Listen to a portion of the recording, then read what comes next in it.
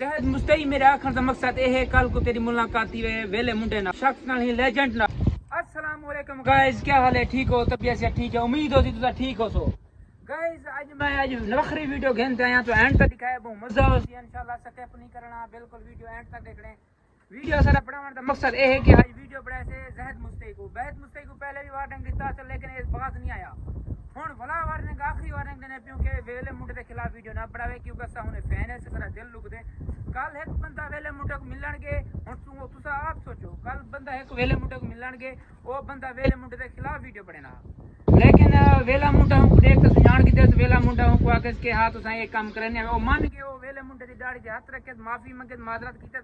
زہد مستعی میرے آخر کا مقصد یہ ہے کل کو تیری ملاقات ہوئے ویلے منڈے نال، کل کو ملاقات ہوئی شخص نال ہی لیجنڈ نال.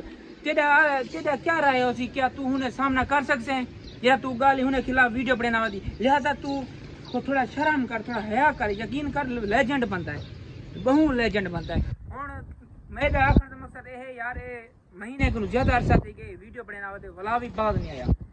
میں چاہتا کہ تسا یہ ویڈیو زہد مستعی تک پہنچا دیو تاکہ وہ دیکھے ان کو تھوڑا شرم آوے، ان کو تھوڑا حیا آوے، وہ انہیں خلاف ویڈیو نہ بھرے.